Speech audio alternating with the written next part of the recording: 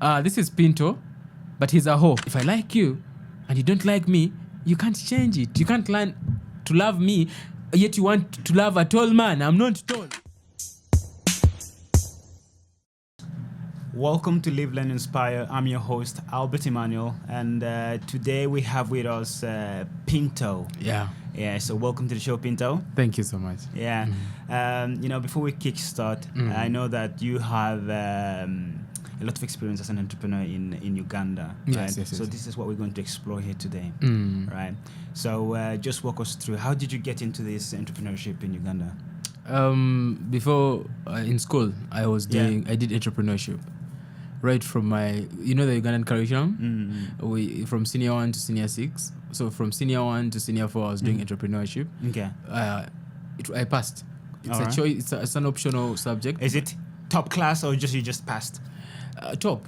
Top To the point class, that yeah? by my final exam in high school, I got an A in entrepreneurship. Yeah. So I've always had passion for entrepreneurship. I've not thought of being employed, though I'm partially employed in some organizations, Yeah. but I don't count that as employment because I set when I have to work and the load of work I have to take on. Yes, So it sounds like from a young age you Yes. decided that you're going to go into business. true. Yeah. That's it. I've always routed for being employed. Okay. And when exactly did you first think of that? How old were you? Do you remember? I remember I was in my primary 5. Primary 5. Primary 5 was around, was it 15 or 14?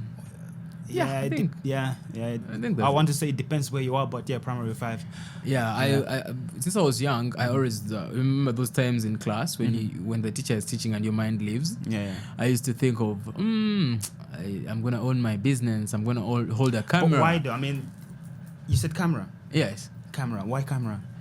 I had a thing for taking pictures. Okay. I had a thing for, in fact, to a point that I even borrowed someone's camera when we were going for our leavers party in primary 7, and I lost it.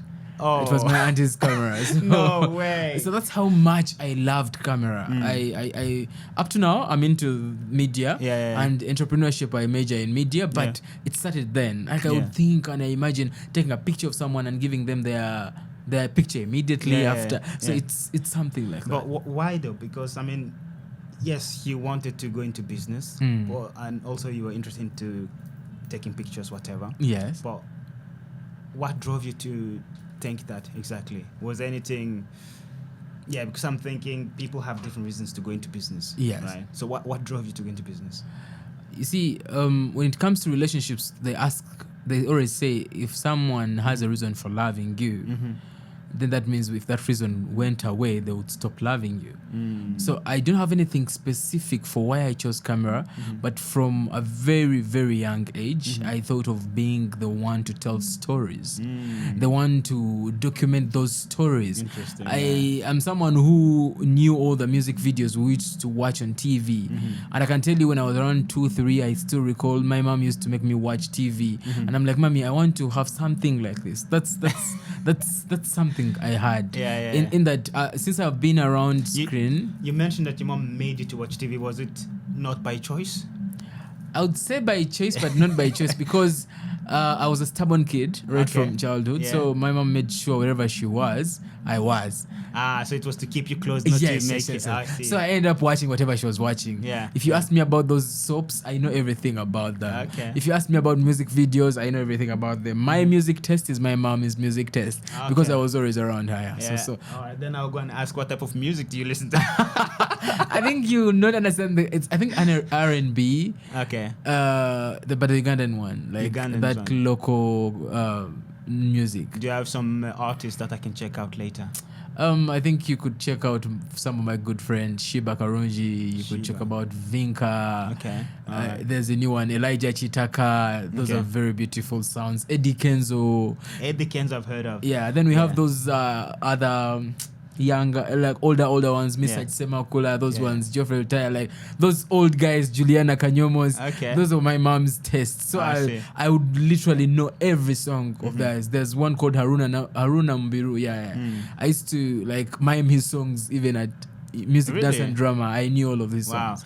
Yeah. So, being the fact that you are so into music, you're so Yes. into this entertainment industry, Yes. right? Did you get the chance to work with any of them? You know what is funny?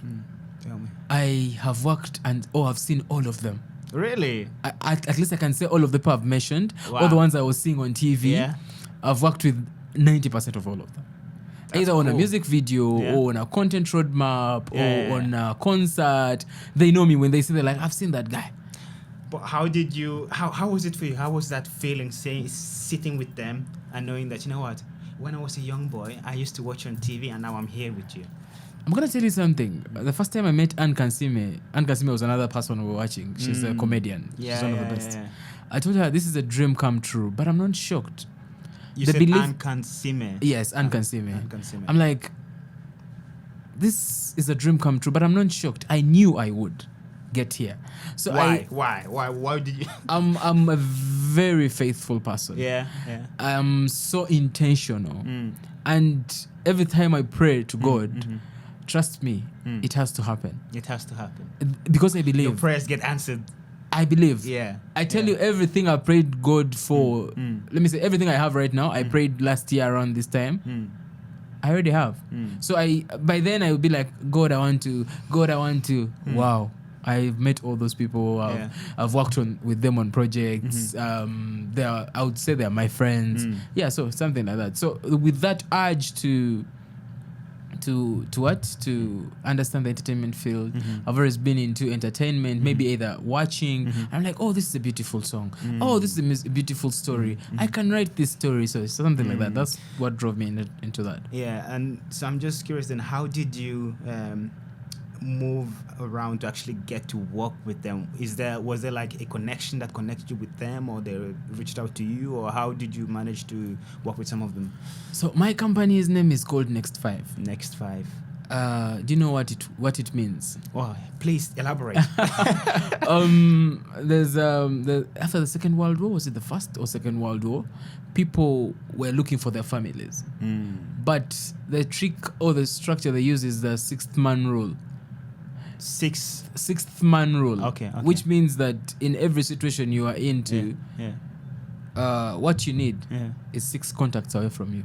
Okay. Or is 6 people away from you. Yeah.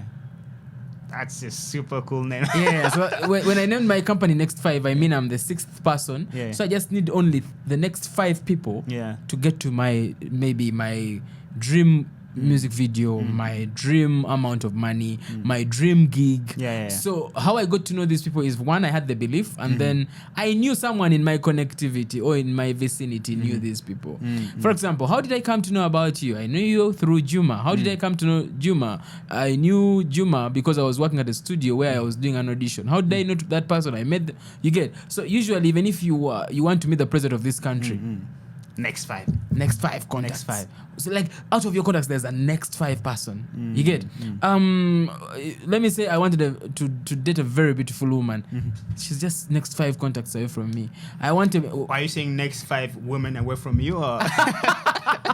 No, maybe the friend to a friend or something like that. So it's always next 5. So that's how I came to know these people. I went to Swang's Avenue. It's the biggest label we have around here. Okay. And I went for a short course in audio production and videos. From there, I was the head of label. Okay. I was his assistant for 4 months. Then I escorted him for a meeting. Escorted him for a meeting. Where he was, Sheebah was also having a meeting in the next room. Who was having the meeting? Sheebah Karungi. Okay. She's a musician. All right, cool. So when I saw her, I saw the team. I'm like, guys, I want to talk to her. I have a product for her. She's like, cool. In the next 30 minutes. Musicians are always like busy, super busy. But because I explained what exactly I wanted and how I wanted it, she was like, cool, please come. So we sat by the pool, had a conversation. She's like, I'm traveling for the next 10 days. But when I come back, look for me. When I went there, she's like, cool, let's start working. That's it. Remember, I told you I'm a very faithful person. Yeah. And again, Albert, I'm so good at what I do. If you put me in a room with you, I'm either convincing you or convincing you. That's it. You didn't give me any choice. So this is how I managed to have a conversation with her. After having a conversation with her, she introduced me to her next friend. All right. All right. who is also a celebrity. A Like, this person musician. is good. Yeah, They yeah. can help you here and there. Yeah. And that person introduced me to the next person. Mm-hmm. You get? So it's been more of a circle of different people here and there. Then others, because I was at the academy, Songs Avenue has artists, it manages artists. Yeah. So they're like, Pinto, could you help us with this? Yeah, Pinto, could you? So that's how I've been known within the entertainment industry. Yeah. But all that in mind is I'm a faithful person. I love talking to people, and I'm good at what I do. That's why I came to know all this. Awesome. I'm just going back into you mentioned Next 5, right? Yes. It's super cool concept. Super cool Thank you. concept. So now I need to think of my next 5 Yes. people, next 5 contact. Mm. You put a lot of thought into that, Yes. and so you just decided, all right, this is what my company is going to be called. Yes. Yeah, just like that. No. I'm big at networking. I love networking. Yeah.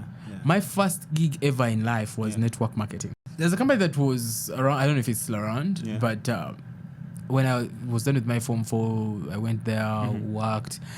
What I appreciate with the experience, I may not have gotten a lot of money through network marketing, but the trainings were so beautiful. Yeah. I'm using all those skills to date. What some of the skills that you learned? Negotiation, closing clients, the interpersonal relationships. Like, we had trainings almost every day. Okay. This is something that it was a culture that I really, really, really appreciated. Yeah. So when I tell you I'm good at what I do, networking is what brought me to that. So how do I come to know how do I come to Next 5 is the fact that I thought of this and I'm like, I can start a system like this. Remember I told you I'm entrepreneurial, like that's my mind. I'm like, if this guy can do it, what are they selling? It's a product, they just package it better.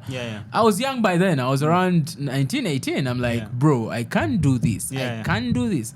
So I tried it, but I failed in that I had no resources. But I'm like, I can use my network to talk to the next people about what I am good at is conversating with people or telling the stories. So that's how I developed Next 5. It didn't come up of the blue. Then out of the research, I'm like, okay, there's a story about the Next 5 people. So that's how I came to come up with the Next 5. That was I just had to go back to it because I'm like, wow, how did you come up with that Next 5 after World War II? How did you get into that research in the first place? I did history as well, so that's how. What haven't you done, Pinto? Tell us. You see, that's a beautiful question. Many people ask me, but Pinto, what haven't you done?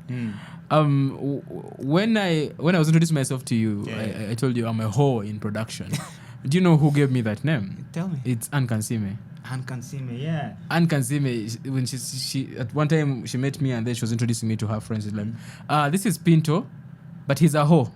Yeah. Like, a hoe? I also looked at him like, the fuck? She's like, a hoe in production. Yeah. So the reason why this is happening is it's a survival skill kind of thing. All right. In Africa, the measure of success is a home, a car, and a stable job.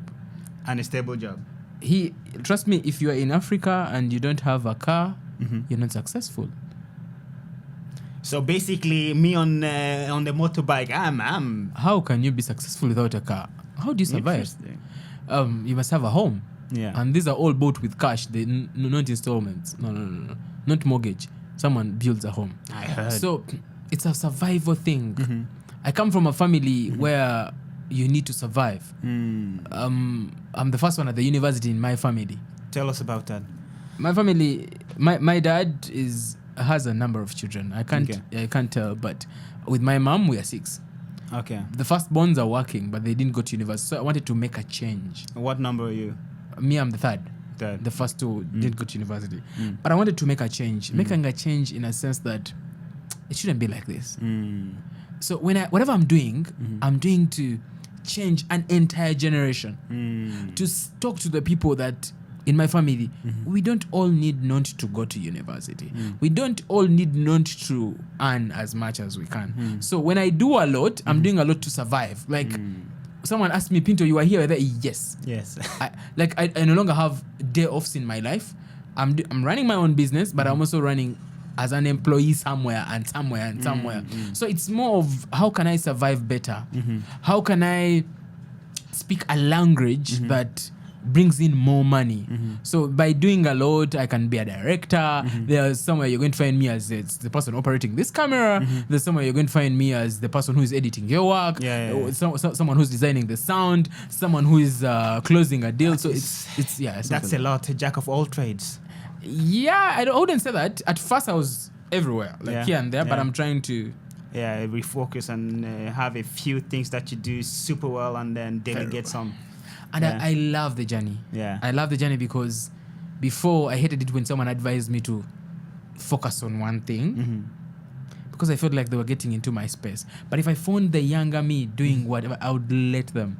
So that with time... You would let them focus on one thing? No. I would let them do whatever they're doing. Or explore. So that later they can come back. Because I did it individually. I didn't go through a process. Someone advised me. No. I hated advice by then. Okay. But now it comes back. So that's more like it. Yeah. So basically, you mentioned that you are one of 6 children. Yes. Right. And and some of the things that drove you into doing what you're doing today is basically your call it your upbringing. Yes. Right. So it drove you to the hunger, the desire to succeed, and wanting to own your own home and driving a car. Yes. Right. Those are some of this stuff. By the way, today, as someone who has traveled, my mindset changed. It changed. I don't believe in the fact that you should own a home. That's an extra expense. But I can rent a home. That's an interesting thought. Yeah. Walk us through it. Why? When I was in Istanbul, I saw how beautiful it is to experience their life. And then when I came back here, I'm like, okay, I'm going to commit a number of millions, like 100+ million to get my idle home. You get? But I can have the same concept in an apartment setting, or I can rent a home cheaper. Okay. But here's the thing though. Yes. You say in Uganda, you buy cash. In Africa, you buy cash. There's no installments. Yes. Right? Yes. So, and of course, it's a big flex as well when you say, I bought that home, cash. Yeah. Oh, I built that home, cash. I see. So, no installments, which I would fully understand then, because I would do the same thing personally then. If instead of paying a couple of 100 millions for a home, I'd rather reinvest into a business and rent for a while. Because at the end of the day, my first boss, he stayed in Istanbul for 40 years. 40 years. Yeah. But is he Ugandan? Or? He's Ugandan. Okay. He's Ugandan. So he got a scholarship, went to Istanbul, had the family there. Then he later came back after 40 years. Yeah, of course, it makes sense. When you have a family there, you're stuck. It's tough to just move a whole family from one place to another. So I was his PA, and one of the things, those times when we had the dry days, I'm like, bro, like boss, you don't have the money, but when the money comes, can we invest? Can we buy a home so that the landlord doesn't disturb you next time? Then later he told me something. He said, our levels of satisfaction are different. Wow. What did he mean though? At first I thought it was rude. And he was an open guy. He's like, always tell me when you don't feel okay. So we sat down. Later I'm like, but boss, you said something it didn't sit well with me. It's like, no, it's a good thing. Because when you understand that people's levels of satisfaction are different, you are respectful to them. Of course. Yeah. If I understand that your cup of tea requires 3 spoons and me, I don't take sugar, it's okay. It's okay. Let's meet where we need to meet. Exactly. We came to work. Let's all work and live. Yeah. So when he said our levels of satisfaction are different, I had to research. I'm like, okay. What is the mindset like? He's an economist. So he's looking at it in this perspective. Yeah. So I came to be richer in terms of knowledge on people's mindsets. Of course. Richer in terms of how people's angles. I have written this. What have you seen? You may have seen 9. I may have written 6. You get? Yeah. So bringing us back to that concept of owning a home, owning different assets. It's beautiful, it's nice, it's lovely, but I no longer want to do that anymore because I'm also someone who's always alone. I'm like, okay, why am I paying extra expenses for a bigger home? So I'd rather rent, even if it's a studio apartment, as long as I'm going home and sleeping and coming back. It's just for rest, and next day you're off anyways. Yes, but then later, because like I told you, I am having a family too that I'm inspiring. In my family, I have a few siblings that I'm inspiring. I need them to look at how life should be. I shouldn't show them that it's completely save a lot of money, but after this stage, are we owning a home? Someone should own a home. You get? I'm either building it for them to stay as a family, because I have plots of land. I have plots of land I own with my mom, individual plots of land. We can put something there so that the others that are learning from us. But as an individual, I would rather stay here in Kampala, rent somewhere. I buy a car, obviously. I love a G-Wagon for myself. So that's something that I am looking at. So you say basically you'd rather stay in Kampala. That means you're not from Kampala then. Where's your hometown? I'm actually from Kampala. I was born in Kampala. Okay. I'm in Uganda, so we're in the central. I see. My parents have their home in Kampala. Okay. But everything plots outside, elsewhere. a bit outside Kampala personally. It's hard to buy within Kampala. It's really expensive. Well, I mean, I can imagine the capital city, the competition, and of course, you have to pay more and cash. Cash. Cash is, trust me, if you have cash in Kampala, bruh, you can do anything. It's about the money. It's about the money. Whatever Cash you want. is king. If you had cash and you wanted to meet the president like today, you could. I'm not saying our president is corrupt, but how much? I don't know. I can't give an amount, but the people around him can make it possible. Like if you wanted to meet the king, the king in my culture, the king only pleases to meet you. Like it's they have to be happy to see you. But when you say king in your culture, does that mean each region have a king or something like that? Like how do I put it? Basically, like someone that represents the area, the region. Before this system we have, there were kingdoms. So we have the central. We have the Baganda in the central. Then in the east we have the Basoga, Bagwele, different people. Then the west we have different ethnics. Then northern Uganda. But a few of us have kings. Buganda has still to Busoga. this day. Yes, Busoga to this day. Busoga has. The western side doesn't have. I feel their thought on kingdomship is a bit different. Then the northern they have, but they're not so strong. It's only I think 2 regions that it still keeps it. Yes, keeps it too. But they're there. So I'm curious, how does that really affect the political system then? Since you have so many kings within the country, and then you have the president as well. I feel it's democratic enough because there are kings we have in the past presidents that we have in the past that removed kingdomship. And they were the only dominant, but it's more democratic to have different allowing people to believe. For us, the Baganda, if the Kabaka says come here, we all go. We don't need to ask. Like we are fully emerged and we are all invested into the kingdom. But then do you also have, call it prime ministers that works for the political system in Uganda with the president that actually also represents those regions? We have the central system. That's where we have the president, prime minister, we have judges, we have the judiciary, we have the parliament. That's the normal system. But each kingdom has its own same structure, but for that kingdom. The kingdom has its own parliament. The same system, but then for each kingdom and region. Yes, but at the end of the day, they are more like bylaws that govern them, but they have to be in context with what the constitution says. For example, in Buganda, the spear of the king could not be placed on the ground. They had to place it into either someone's foot or some. You get, but again, that is no longer practical because of the law right now. You get, so it has to be in line. So some of those had to be amended a bit. Yes. Yeah. Wow, that's So that's a bit about my culture. Yeah, that's a bit about your culture, and for me to learn more about some of the stuff in Uganda and the cultures, and of course the audience as well, right? So, for those that don't know about it. Yeah, so I think all that tells to my entrepreneurial journey.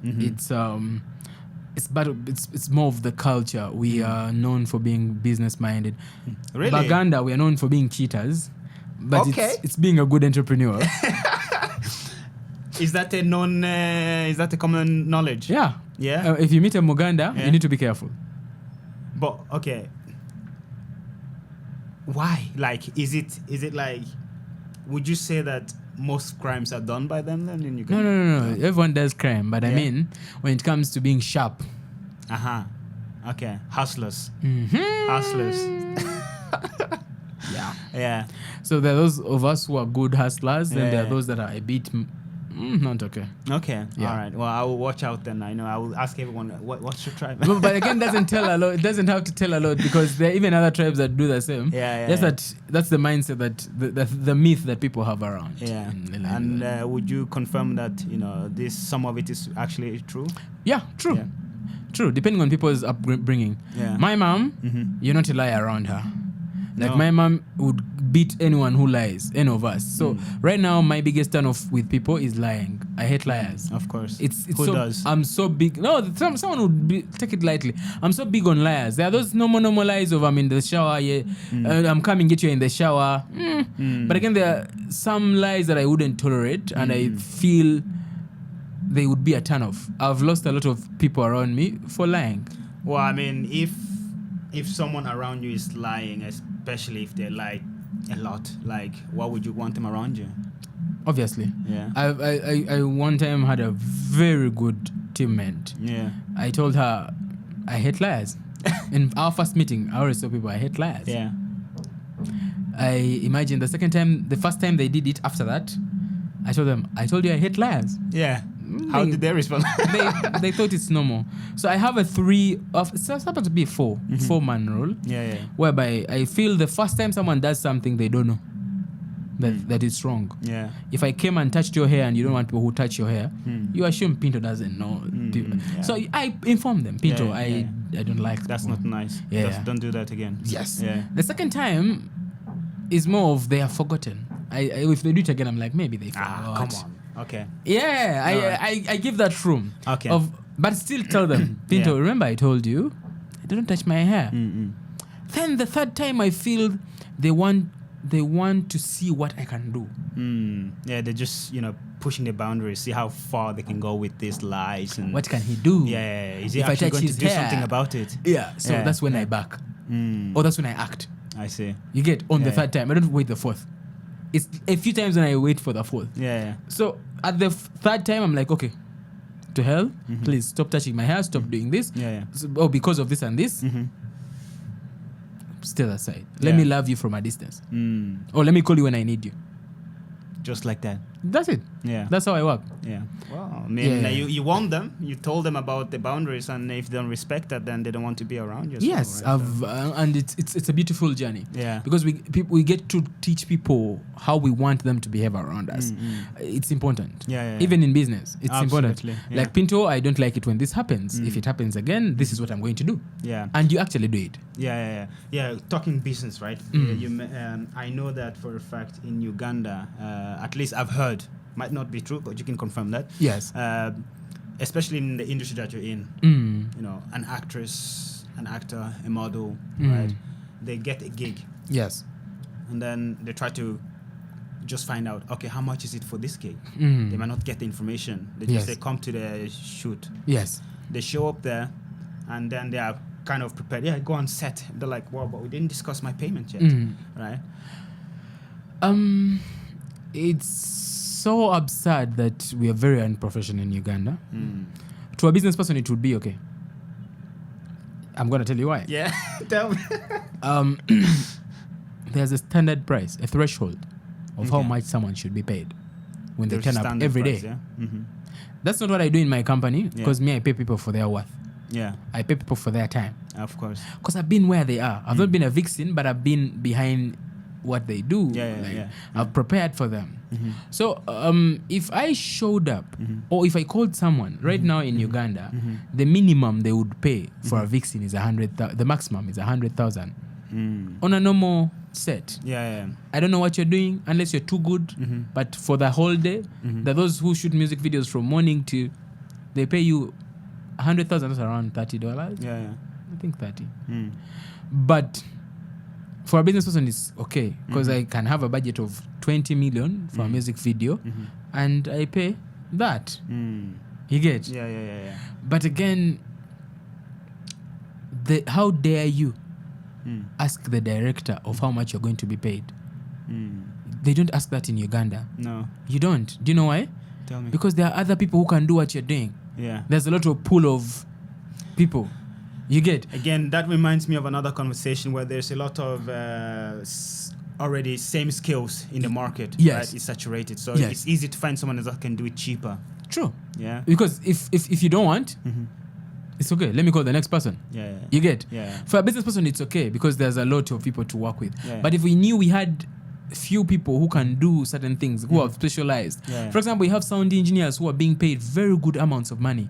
Do you know that in the entire country we don't have professional directors who have at least 10 years experience? And really? And there's jobs we have started getting them. They're like 10, but they're jobs that come and it's an ad. Let me say for a brand here, a telecom company, and their KPIs look at having a director who has this kind of experience. They have to call for someone from Malawi. Come on, that's outrageous. Like, if you know that the industry is quite young, then they have to also, consider that. All right, maybe we don't have 10 years experience yet, so then they should accept. I would say at least maybe 5 years experience then. But I've gotten orders from clients, and they'll tell you, Pinto, you have the rest that we need, but we need this. You get? So, and in the entire country, yes, all of you, like we may have 3 companies that have whatever these people need. For example, in terms of cameras, in terms of locations, in terms of the models, they have confirmed everything. You have the cameras, you have the locations, and all they want is that director. So what do you have to do, Albert? You have to call a director from South Africa. Use half of your budget to transport someone, and who'll tell you, I move with my crew. All right, so it's a package that they give you. Okay, this is the budget for this shoot, but we need this type of experiences. So you have to bring those people. If you have to bring them from another country, it's up to you, but we need this type of experience. They may either give you a budget or ask you how much is it going to cost for us to have so and so on this set. You get? It may be like it's like someone saying, my brand is so and so, Albert Cookies, but I want the person to advertise to be Justin Bieber. Tell me a budget. Are you going to go to US and shoot Justin Bieber where he is, or you're going to collect the equipment here and then bring in Justin Bieber? Justin Bieber will as well give you their technical rider. So the industry is a bit young, but for the specialization, we are seeing new creatives coming on board. New creatives learning better skills, doing better productions. So I can say we are progressing, but for the question, bro, if you don't want, go. There are other people who can do. Trust me, there are people who can show up on a set every day and they're paid $5. Wow. For the entire day. And it's okay with them because they know even next time you'll call them. So the labor is cheap for someone who is in entrepreneurship. But I'm assuming they would do that just to get into the door. Yes. Right. So if they come next time, they want to negotiate for a better price. Nice. Trust me, that's possible. That's the reason. There are those who start from there. And then, like I always tell people, there are 2 things that you should always ask yourself in every situation. I am a reader. I read a lot. I research a lot. And you'll feel like, for my age, I have a bit of more information about some things. But whenever I get into a situation, I ask myself, why did I start this? And what did I expect in the long run? Let me say if... God forbid we had an argument between me and you and we are working together. My biggest question is, why did I start working with Albert? Because I wanted this and this. Do I have it? Not yet. Or do I have it? Yes. What did I expect in the long run? I expected Have I ticked all of them? Not yet. So Pinto, calm down. And what if you tick all of them? Is that like, okay, I'm done with Albert, I'm gone? That's it. Bro, it's about that. Yeah. You get? Yeah. Everyone is a user. If we have that mindset, we shall know that even the person who says they love us the most, they're loving us because we have what they still want. There's still something that they need from you. Yes. Yeah. So to me, that's my mindset. I am a shielded person. Like I told you, I'm a survivor. I want to survive. But as I survive, I want to be the best survivor ever. You get? And that's what other people are also doing, but they pretend to be like, they cover it with speaking well, they cover it with looking good, they cover it with showing up on time. They are surviving. Differently. Yeah. So in my perspective, step over me. Yeah. The aim is to get what I want. And I will get it. Yes. Trust me, I'm not saying slap me. Bro, I'm intentional to the maximum. Yeah. I hate people who shout at me, but who likes that? Huh? Yeah, I hate people who lie. But I'm like, okay, this boss of mine is a liar. But have I gotten what I wanted? Not yet. Hang in there. Hang in there. And when the time is right. Yeah. The timing, right? It's also okay. Yeah. I'm in this situation. It's terrible. I don't like it here. But hey, there's still some stuff that I need to achieve here. Let me stick a few more months, a few more years or whatever, right? So it's like intentional. I'm a survivor. I am hungry. Yeah. And again, at the end of the day, when I remember, I have siblings that look up to me. I'm like, yo, bro, these guys will know you're a quitter. Go back. Aha. Yeah. I see. That reminds me. I was with a friend a while ago, and we were on a road trip driving around, and then his cousin was also in the back, and so she's studying, and then but she's like, I'm not really enjoying this course as much as I thought I would anymore. Yes. Right. And then the cousin like, will you take a break from the studies? I like the reply because she's like, no, we don't quit in this family. Well, that's nice. Yeah, that's the spirit I want. Because I always want to dictate on some things. Yeah. Because I tell my siblings, I'm like, guys, we need to be sure. One time, my brother called me, one of my young brothers, is like, bro, if the school fees or the tuition is so high, I can quit. I'm like, yo, can you take that back? Yeah. Please apologize. Write an apology. Like I made him feel like it's so bad to even think about it. We may not have the money right now, but we are going to go to school. Yes. If it needs me to come and sweep your school for you to be in class, we're going to school. I don't know if we should cuss on this. Go ahead. We're going to school. You're going to study because I'm not where I am. Let me tell you something. I joined university fully funded, personally. I funded my first year. Wow. But second year I failed. But did I quit? No. I went for 1 year. I paused for 1 year, asked for a dead year, went, made money, studied the first semester. The second semester I failed. I went back and asked for another dead year. I came back, did the second year. Trust me, I'm graduating in January. But I'm not graduating because I don't have what to do. You said you graduated this January or next January? I'm graduating next January. Okay. But you know why it has taken me that long? Because Tell me. I have these guys to prove to. I would have quit. Yeah. But these guys need to look at me and be like, oh, someone has to graduate. Someone else has to challenge someone. I would have been satisfied. In my family, I was at all levels. I got the best marks. Primary 7, primary senior 4, senior 6. It's me. Yeah. But I would have quit. I'm like, okay, this is a level of satisfaction. But my level of satisfaction doesn't allow me to stay there. They need to see that. Yeah. So it's at times we do certain things for family. I'm like, then these guys need to see that someone can see ahead. We don't need to only focus on where we are. Like, okay, Pinto, can we get food for today? How about tomorrow? Let me teach you a skill. Yeah. You get? I like that. Yeah. On this crew, I have a cousin of mine. I would have sent him money every day. You get? But I'm like, okay, let him come and see where I work. Let him choose. If he wants, he'll come on board. If he doesn't want, stay where he is. You get? But it's better he learns. So for me, family comes first in everything. Of course, whatever I'm doing, there's a team that is routing for me. Of course. I mean, but back to your cousin. He's part of the crew. He decided to stay. He likes what he's doing. He has to answer that himself. Okay. But he's part of the crew. Yeah, he's part of my team. I see a lot. I feel they I think if they see the same as well, they will push. Yeah. But I'm so grateful that I'm working with them.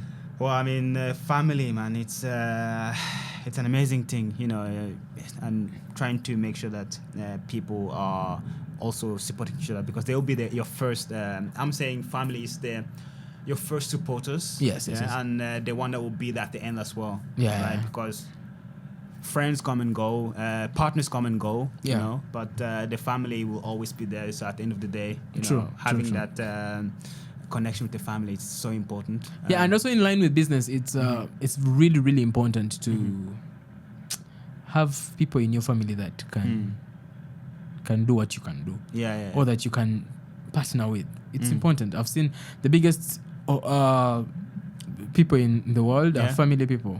The legacies that have been built. Yes, we have a few people who have popped up single-handedly, and but something sustainable, it's usually a family related. I mean, the biggest family-owned businesses are exactly because it started with the family and they work together. You have that vision and everyone is backing each other up.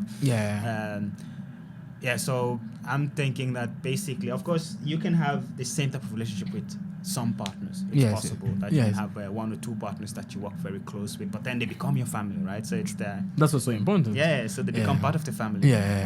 So definitely family and business, they are your main inspiration or motivation. To get to keep on. To being an entrepreneur. That is. That got me thinking of something like, damn, that's also one of the reasons that, you know, I want to do what I'm doing, because, you know, family is everything, and you want to make sure that you also give back somehow, you know. Try to help back somehow, because not everyone might have the same mindset or the same opportunity, right? But then how can you give back and help themselves? True, that's important, because at times we can afford to give them right now, but then after, what happens? So that's where I am as well, man. It's like, okay, I can help, but for how long am I going to keep doing this? I want you to learn. I have a relative of mine, every time they call me, they want money. Like, that's it. When you see their call, they'll say by hi, then later. Now I'm like, yo, that's what I was waiting for you to tell me how much. Actually, I will not take it now, but you know, let's say someone, right? I had an agreement with them. I had a contract. We signed a contract doing business together, right? So they showed me the place that we're supposed to do the business. Yes. Right? And then I was waiting for that question. Of how much? So I was like, I asked, so is there anything else? Guys, that was me. The next thing was, where is the money? Because at the end of the day, bro, it's about the money. To me, in terms of business. Because when I have the money, I don't focus on, I don't want people to think of me being everyone is money-minded. But I look at the stakeholders involved in everything I do. Everyone that comes on my team, I know them at a personal basis. I know their story. So I'm like, what happens if they do work and they believe in me? I have people who I work with and they don't even ask me how much. They just show up. Okay. You get? So that's built by the friends that turn into family. Exactly. So I treasure relationships with people so much, because remember, the next 5. So before, I don't need this to be a one route thing call you once and everything is done. I want every time I call you, I can go through, and every time you call me, I can take you through. So relationship is a big thing to me. So when I'm working with people, I want them to feel like we are kawa. So my conversation with someone, hi, you're coming to work. I have this much. Is it okay? Yes. You saw me making some phone calls today morning. I made sure everyone is sure of how much I have on budget for their facilitation, so that everyone doesn't overthink or doesn't feel like, you get. So when I'm working on a project, I want to be sure, do we have the first things to start? You had me call the editor. I'm like, Monday, I want us to work, because I'm sure. You get? So it's more of something like that. It's more of I'm thinking of me and the relationship with the next person. Yes, something yeah. like that. You know, when you mentioned that relationship thing, first thing that come to mind is you said you're a big reader, right? So there is a book called The Culture Map by Erin. need to look Erin for that. Myers, I think is her name. And so she talks about how people do business around the world. Yes. Right. And when it comes to Africa, it comes to relationship. True. Right. So the relationship you have with people, bro. Yeah. I'm so big on it. Trust Yeah. me, I'm gonna tell you where my relationships have taken me. Leave the fact that I've got a number of clients from that. One of the biggest moments in life was when I walked into a boardroom. This guy was like, "You're Pinto?" He's a big guy, great guy, very rich. Oh, you are the Pinto? Oh my God, I've heard a lot about you. That's it. That's enough. Yeah. So Someone else did the work for you. So and so told me about you. So and so told me about you. Oh, even so and so. To a point that even when we are having conversations, it was easy. Yeah. The other scenario is always like when I get into a boardroom, I'm pitching for someone. Let me say they want to do some work in entertainment, and they're like, so and so. I give them a call. That person. Oh, you know this. You know this person. You know this person. And it's so easy. It just flows for me. I can prepare a whole media strategy, and I know all the radio stations in the country, and I know who is the production manager in that room. It's so beautiful. But these are relationships that are built, so I don't want to stain any of them. So by the time I know a client's budget for a media strategy and maybe pushing promotion of anything, a campaign, I'm like, okay, how much is your budget? How much do we have? So by the time I call so and so, I'm like, I have this much on your table. Is it? So that when he says yes, I said it immediately, and we start working. Awesome. Well, that's the thing I like. Yeah, about so this, I want to keep relationships professional. Yeah. You know, even though it's that relationship, but you do it professionally. Yeah. Because some might be very call it not so serious. You know, they will be just taking it slow and saying, yeah, but it's my friend, it's okay. But I think you still have to do it properly. Because they are expecting you to give them the best service possible. Yeah, and then the other thing, as we wrap up on this, the other thing I learned it in Istanbul. Yeah.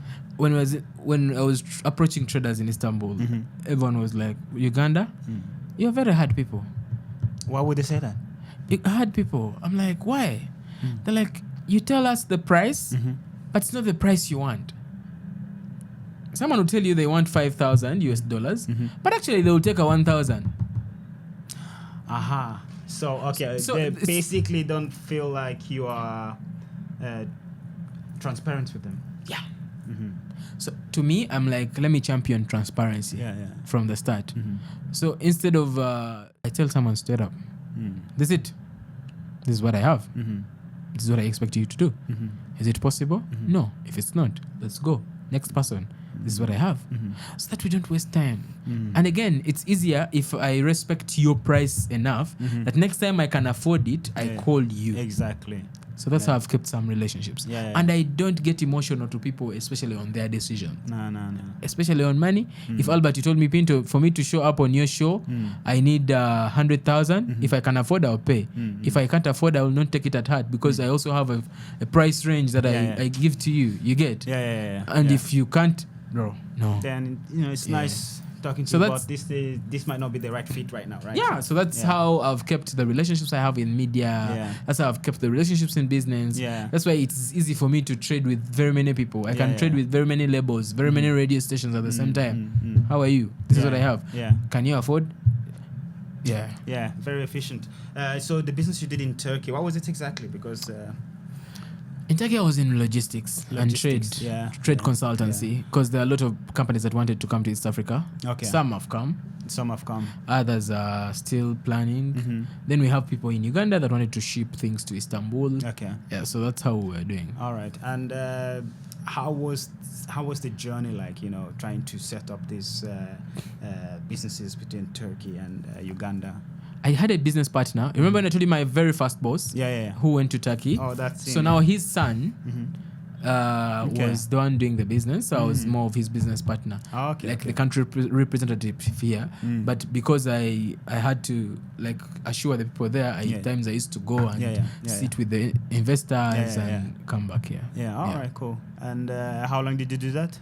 I think I did that for 4 years, 3 3 years, Yeah. 4. But I was doing it at the same time learning media. Because remember, I told you that's my passion. I badly wanted to be in the space of being an entrepreneur in media entrepreneur. And I love the journey, bro. Yeah. I rarely Would you do it for the money? Bro, at the end of the day, it's about the money. But again, there's passion. Yeah, but like, would you do it for less money than what you're currently getting? Albert, I was doing some of these things where I didn't know even where money would come from. Okay. For how long? I didn't know that it was like a year or two. I didn't know that even YouTube was paying. Okay. But I knew I would do content and put on YouTube. That's it. I see. All right. You get? Yeah. So I've done it for less or zero. But and then there are projects I meet and I don't even want to know if they are paying me or not, and I want to be on board. Yeah, but that's more because you want to build your brand, you know? You that's get? like long-term thinking. Yeah, so it depends. There's a brand who that will call you and they're giving you way low than you get. But you're seeing the bigger picture of what happens after. So I'm big on the value than the value. I don't know if I'm making sense. I see. Yeah, like it has to have the value instead of the value, because this is how big I see money. Like it can be this, but the value that I'm getting at the end of the day, like Pinto's name is on that production. Yeah, exactly. Yeah, that's it. Yeah. Well, sounds like you have worked. You mentioned you know all the radio stations in the country. You've worked with some people that have, I don't know, a lot big businesses in the film industry, right? So that means you have a lot of connection in that industry. Yeah. Yeah. Would you say you've worked with? I mean, you pointed out earlier with musicians that were very big in the past, maybe until now, right? And some actresses, Anne Kansiime, actors, one of them, comedians. right? Who would you say your top 4 or top 5 biggest collaborators that you worked with? Top. Yeah. In terms of the artists or the brands I've worked with? I'm thinking like the personal brand. Personal brand. I think Anne Kansiime tops. Okay. We're speaking 1.5 million people on on YouTube. Wow. Yeah, that's. She's the biggest in Uganda. I think in Africa for female comedians, she's the biggest. Oh yeah, that might be true as well. Yes. Yeah. Sheebah Karungi. I'm sorry, I don't know who that is. You're gonna find out. I'm gonna Google it. We have my very good friend Vinka. Yeah.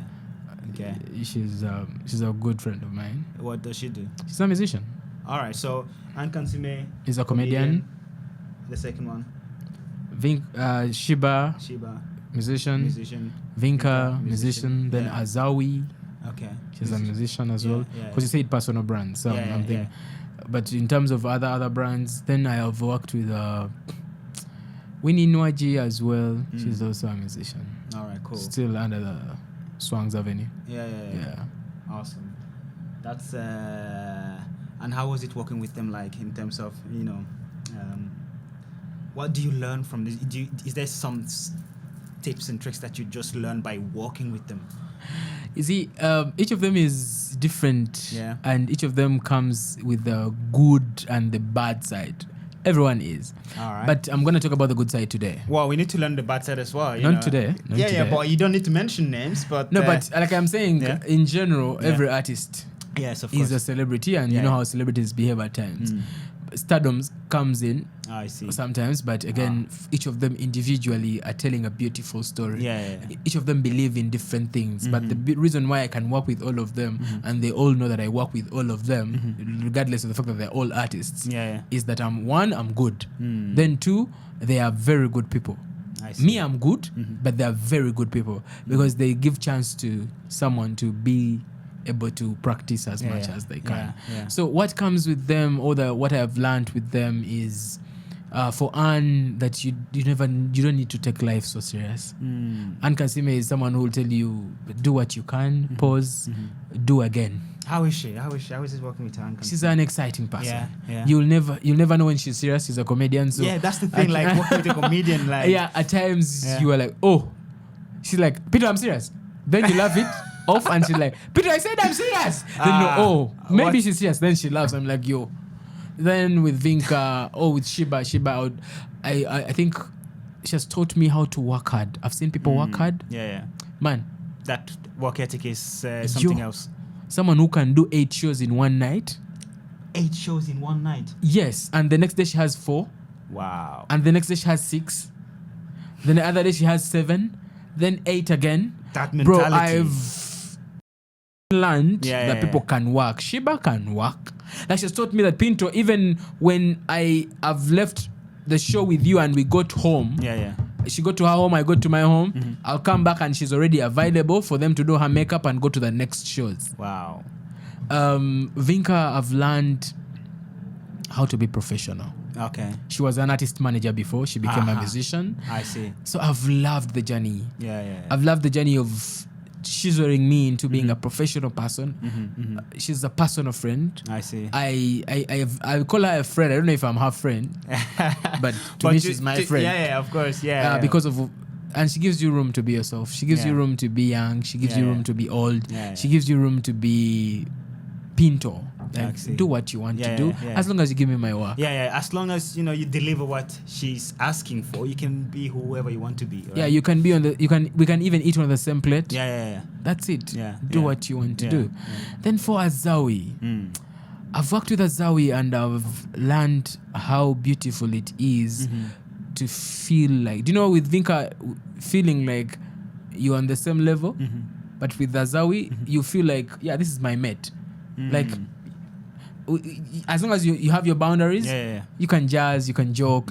She's that kind of person who gives you room. Like, bro, it's okay, it's chill.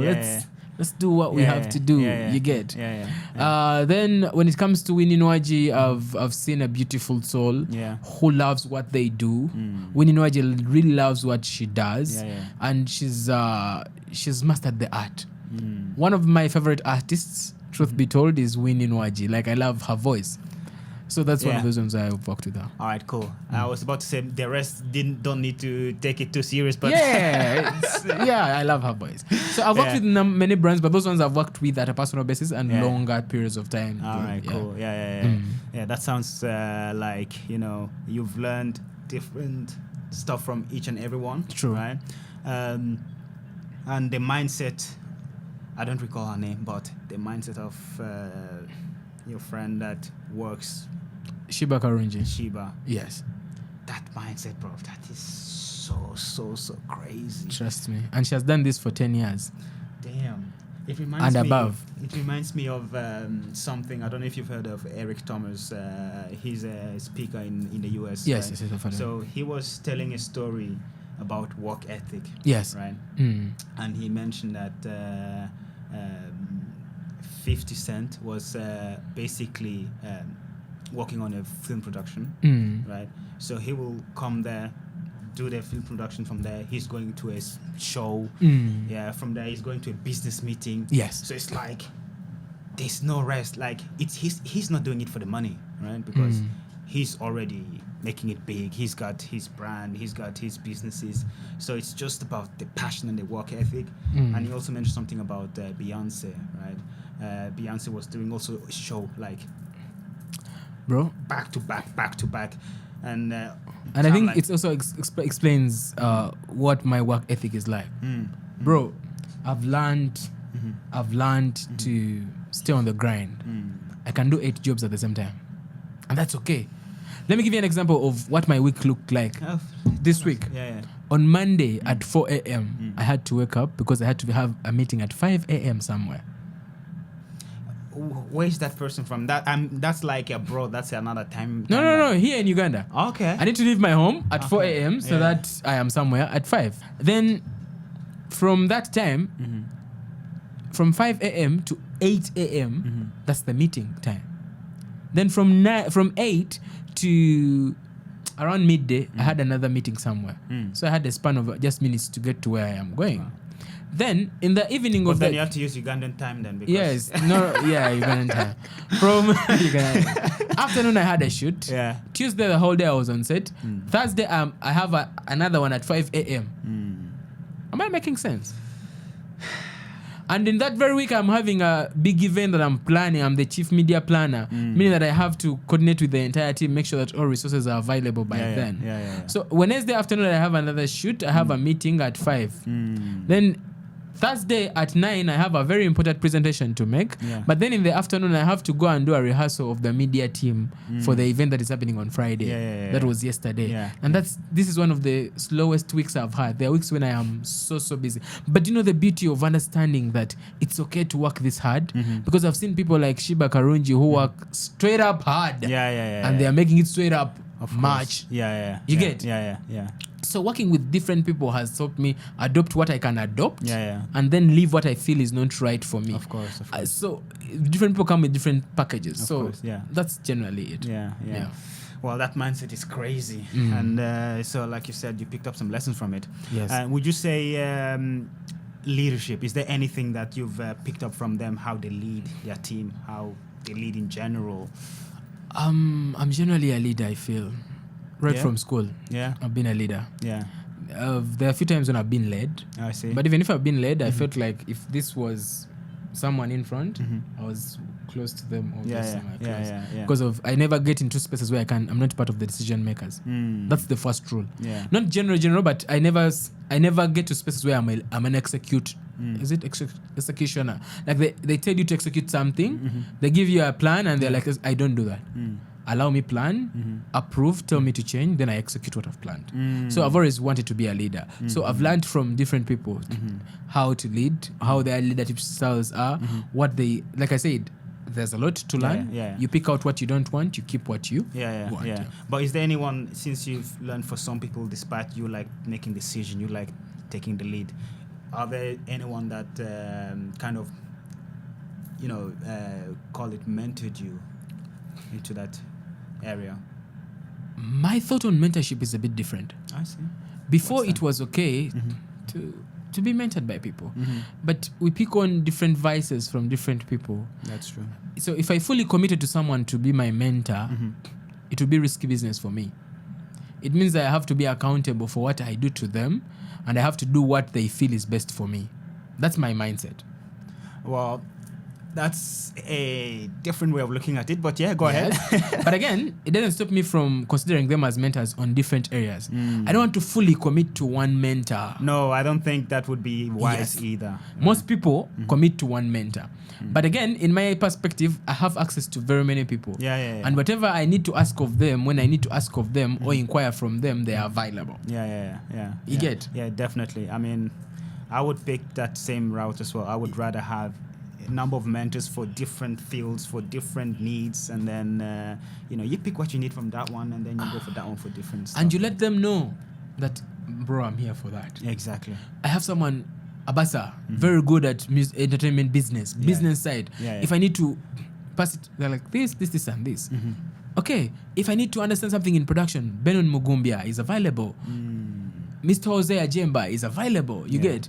Mr. Kazoba of Star Times is available. So if I need to learn something about how to interpersonal relationships, I know someone to Jayla is available. If I need to be cunning at my workplace, I know I'll talk to so and so. You get?